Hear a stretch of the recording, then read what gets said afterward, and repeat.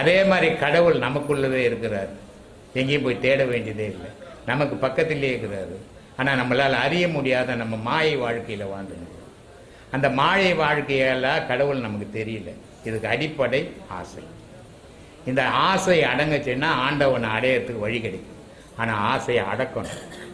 அதனால் சொல்கிறேன், நாடி நாடி உம்முள்ளே நாய்ந்து காண வல்லாரேல் ஓடி ஓடி மீளுவான் உம்முள்ளே அடங்கிடுவான். கடவுள்ன்ற காற்றை நீ பிடிச்சின்னா அது திணறி திணறி ஓடிக்கினே இருக்கும்டா, குடிக்க முடியாது.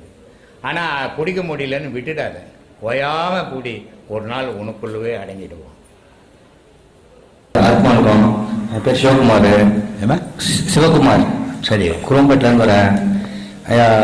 இடைகலை பின்கலை அப்படின்றமே, சந்திரக்கலை சூரியகலை. அது ஏன் சார், ஏன் இடைகலை வளகலைன்னு சொல்லக்கூடாது, இடகலை பின்கலை? அதுக்கு என்ன காரணம்னு தெரியல எனக்கு.